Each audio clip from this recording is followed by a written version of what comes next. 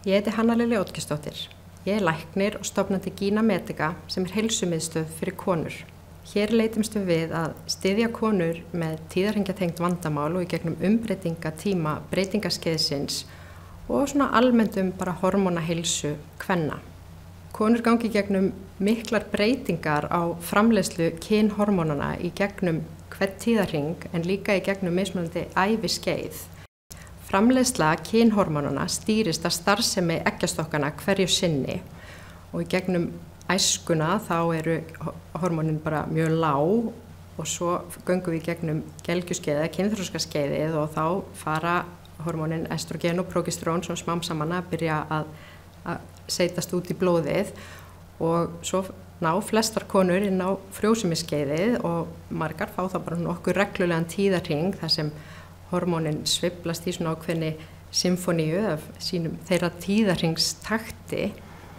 En svo þegar nálgast seinni hluta frjósemisskeiðs þá fer þetta aðeins að fara úr takti og það verður ákveðið ójafnvægi í takt við það að starfsemi eggjastokkanna fer dvínandi með hækkandi aldri.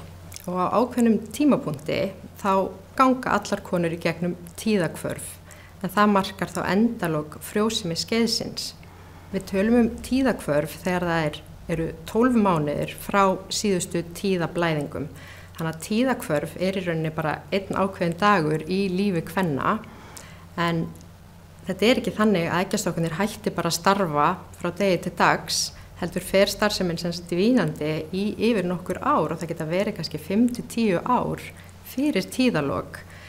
Þar sem það getur verið komið eitthvað ójafnvægi og breyting á hormónaframleiðslunni og þar sem kynhormónin hafa áhrif á næstum allar frumur líkamanns, þá getur þetta haft í för með sér ýmis einkenni og haft áhrif á bæði andlega og líkamlega líðan og bara lífsgæði almennt.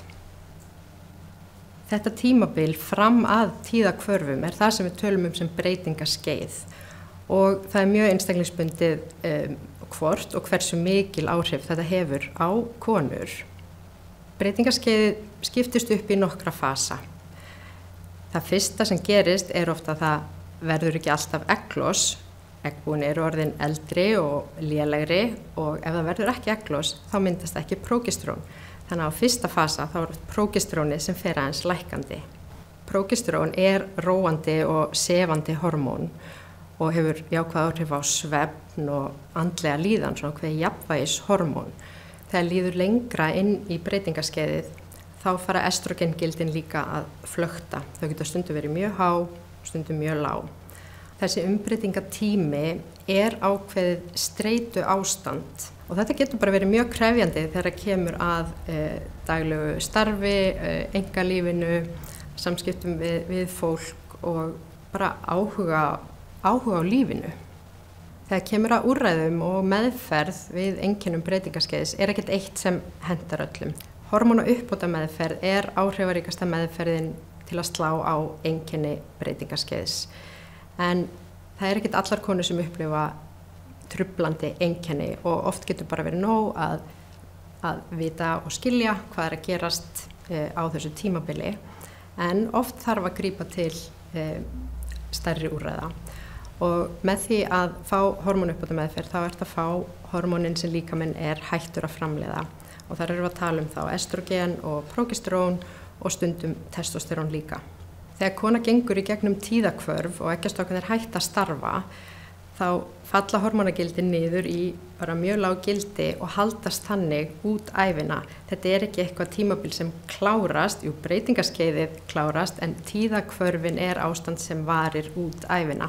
Estrogenið og hinn hormónin líka hafa áhrif á hjart- og æðakerfið okkar, á beinin, húðina, heilan og það ákveðin verndandi faktor í til dæmis estrogeninu.